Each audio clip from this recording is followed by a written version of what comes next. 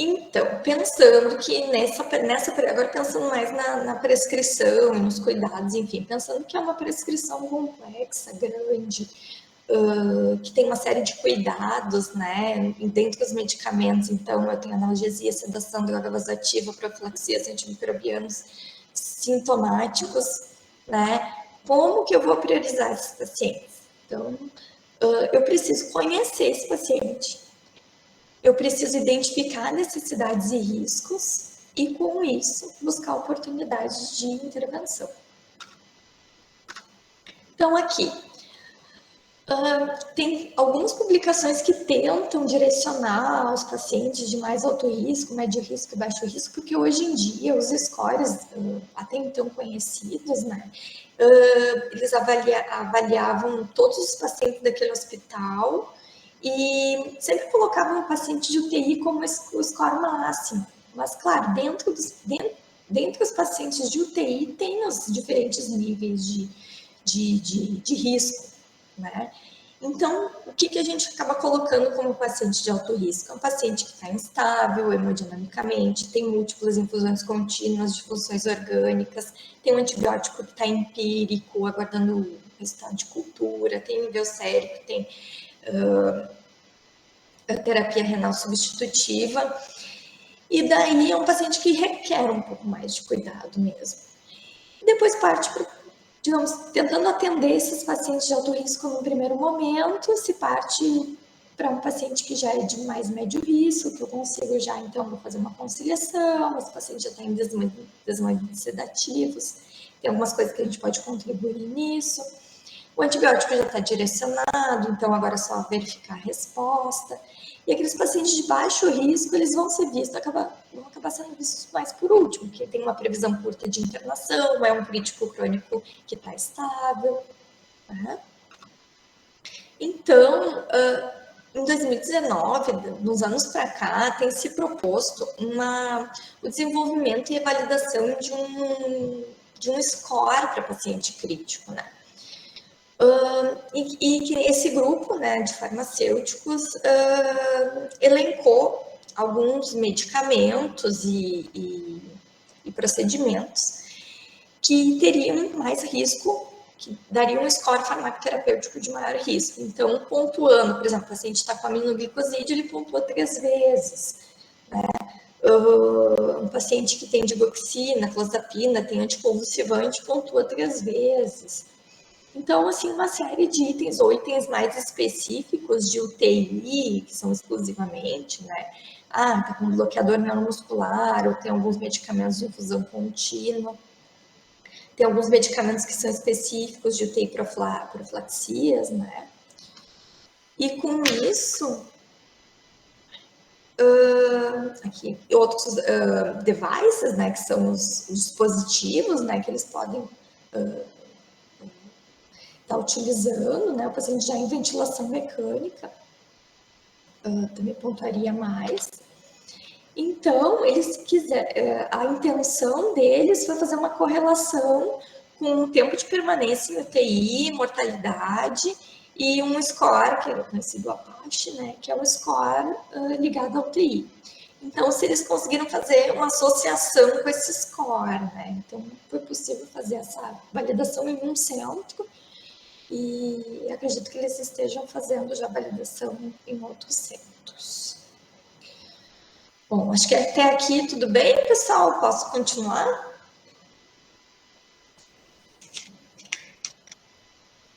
Tá.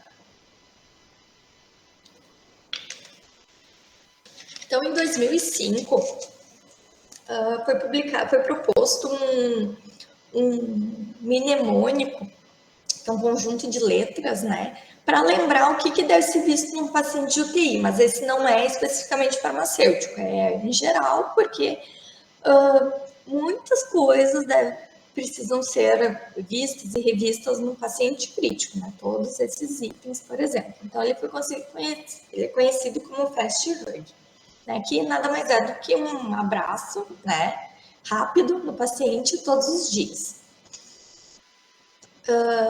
Que considere alguns aspectos do paciente crítico. Então, Verificar se a dieta, se o paciente está recebendo a dieta e por qual via, se ele está com prescrição de analgesia, se ele está com dor, ou se ele não está com analgesia excessiva, se a sedação, se ele está desconfortável ou se está com uma sedação muito profunda, que não teria necessidade.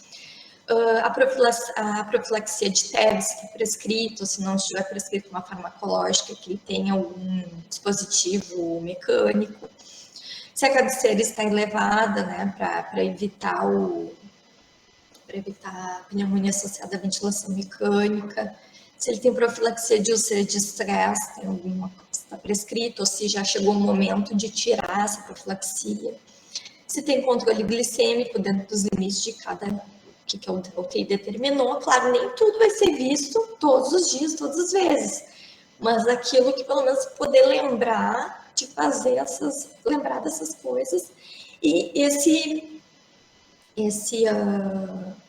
mnemônico foi relacionado a melhores desfechos.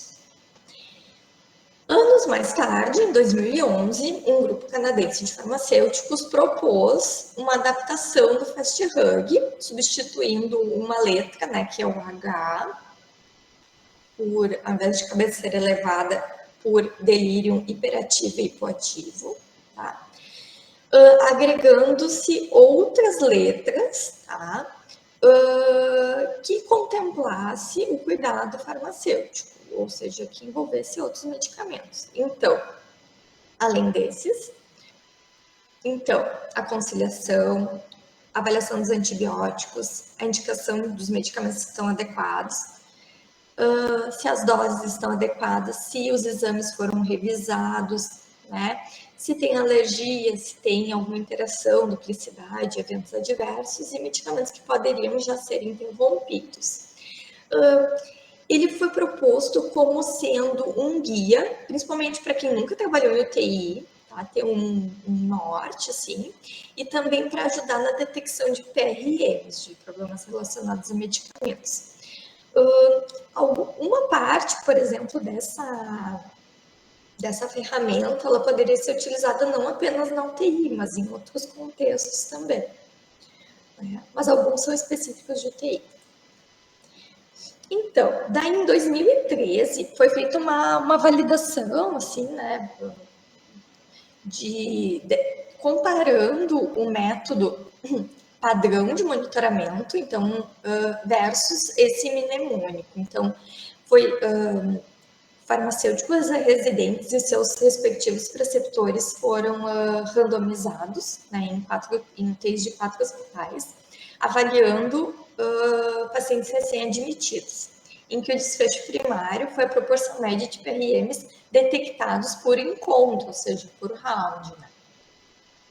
Então, foi possível detectar que em 14 encontros, né, usando o mnemônico, foi possível detectar 153 PRMs, mais ou menos cerca de 10 a 11 PRMs por encontro.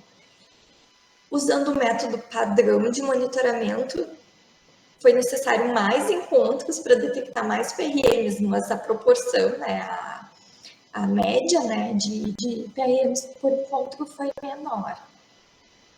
E o desfecho secundário foi a detecção global de PRMs, que com o mnemônico foi maior.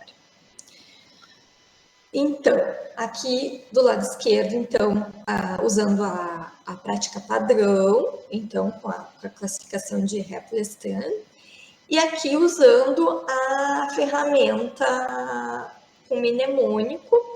Claro, aqui o H, que seria o delírio, por óbvio, né, não foi possível detectar nenhuma ocorrência, porque era pacientes recém-admitidos. O delírio, normalmente acontece dias após a internação na UTI. Então, houve bastante intervenção em relação à parte da alimentação e conciliação de medicamentos, e sem interações, compatibilidade, enfim, nessa parte.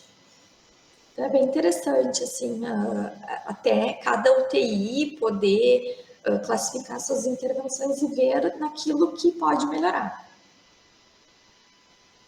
Agora, essa publicação desse ano de farmacêuticos do Hospital Universitário do Maranhão, eles aplicaram essa mesma ferramenta na sua prática diária. Então, eles tinham que avaliar as folhas de sinais da enfermagem, né, tudo que ocorreu durante 24 horas, avaliação dos exames laboratoriais, fazer análise da prescrição e aplicação desse método. E com isso fazer as intervenções pertinentes. Então, foi possível avaliar que houve um aumento de mais de 100% do número de intervenções farmacêuticas quando comparado ao período anterior, que não usava esse tipo de estrutura e ferramenta. Aqui foi feita uma revisão sistemática com meta-análise em relação aos desfechos dos pacientes em relação à participação do farmacêutico em rounds multidisciplinares. Então, embora tenha tido uma heterogeneidade moderada, né, ainda foi possível verificar que os pacientes que tiveram intervenções farmacêuticas, ou a presença do farmacêutico, né, se beneficiaram em relação a desfecho de mortalidade, né. Claro, tem um estudo bem grande aqui, que é do McLaren, né, que teve um peso bem grande, assim, mas mesmo tirando ele da análise, ainda existe benefício. E aqui, em relação aos eventos adversos preveníveis, né, esse aqui até, com esses estudos aqui, não houve heterogeneidade, foi possível verificar a redução desses eventos adversos preveníveis com a presença do farmacêutico dentro da UTI, e alguma significância, mas um pouco mais heterogêneo, dos eventos adversos não preveníveis.